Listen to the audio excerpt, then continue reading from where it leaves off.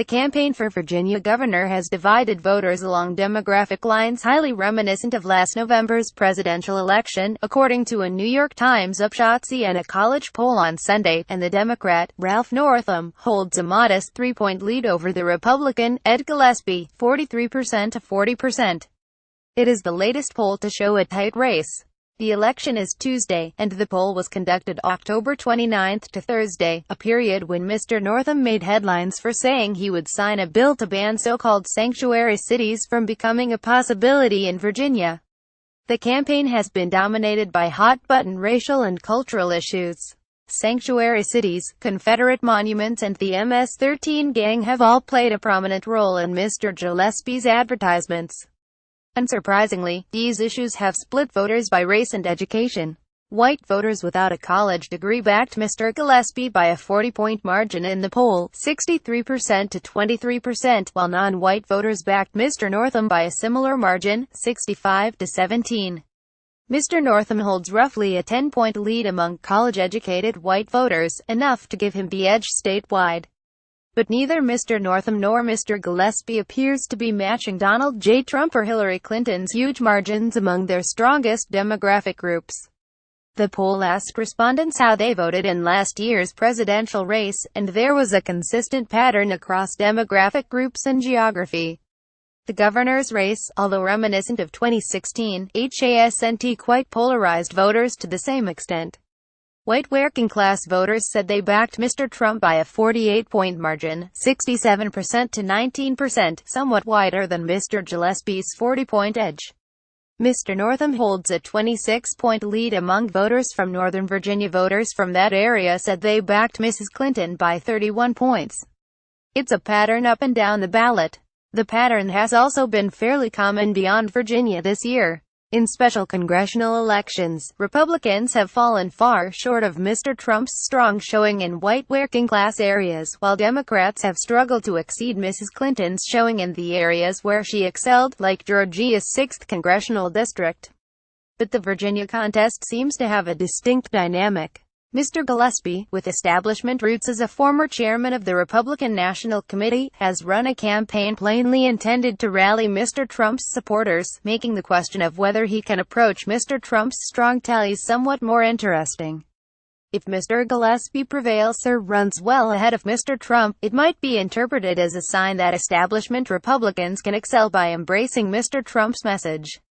According to this view, they could lure white working-class Trump supporters with his message on race and immigration, while maintaining greater support among well-educated voters with their establishment-friendly credentials and tone. Even if Mr. Gillespie loses by a small margin, his campaign could be judged a success, given national political conditions and Virginia's Democratic lean. Mr. Northam entered the race as a clear if modest favorite. Virginia, with a high percentage of college-educated voters, backed Mrs. Clinton by a 5-point margin in November, and the national political environment would seem to be very favorable to a Democrat. The party out of power has generally won the Virginia governor's race, and Republicans have struggled in this year's special elections. Mr. Trump's approval rating has consistently been in the 30s, and Democrats have a considerable lead on the generic congressional ballot. These conditions are consistent with a so-called wave election, like the ones that swept Democrats into power in the House in 2006 and back out in 2010, but Mr. Trump's approval rating was at 39% in the UpshotSiena survey, with his disapproval at 51%.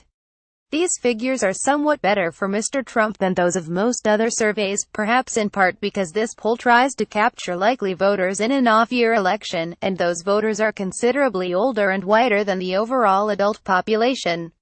The poll was sampled from an L2 voter file, and it's weighted to a likely electorate. It supposes a turnout of around 2.4 million votes, up somewhat from the 2.24 million cast in the 2013 governor's race. But higher or lower turnout would not necessarily be a clear advantage for either side, according to our results. The Democratic strength among well-educated voters, and the robust Democratic turnout in the primary for this race, gives the party more strength among high-turnout voters than has been the case in recent elections. How the poll has changed. The poll is the first UpshotSiena survey since the 2016 presidential election, when polls generally overstated Mrs. Clinton's support in the decisive battleground states. Mr. Trump led by 4 points in our final Florida survey in 2016, and he was tied in our final North Carolina survey. But the UpshotSiena survey also had Mrs. Clinton up by 7 points in earlier polls of North Carolina and Pennsylvania, taken soon after the third debate, when she still had a wide lead in national and battleground state polls. The apparent shifts over the last few weeks of the race make it more difficult to assess the performance of these surveys. But a close analysis of last year's surveys, combined with insights from across the survey industry, has helped inform 2 initial changes to the UpshotSiena poll since last November's election. First, the poll is weighted by self-reported education to match estimates based on the census current population survey. There is considerable evidence that the failure to weight by education was a major reason state pre-election polls were off the mark, especially in the Rust Belt states. It's not so clear that education weighting would have considerably improved the performance of UpshotSiena surveys. That's because the UpshotSiena sample design and weighting scheme was already intended to properly represent low-turnout voters, who tend to be less educated. The education weight had no effect on the results of this Virginia survey. Second, we sampled and weighted to a likely electorate, rather than registered voters. Similarly, the modeled turnout score, our estimate for the probability that a voter will turn out, based on past voting record and other measures, now represents 60% of our estimate that a respondent will turn out, up from 50% in 2016. The remaining 40% of the estimate is based on respondents' answers to several questions about their interest in politics, the coming election and their intention to vote. Overall, these changes would have eliminated about half of the bias and a third of the error in our final 3 surveys in 2016. That may not be generalizable to other elections. The methodology, crosstabs and the composition of the electorate are available on GitHub.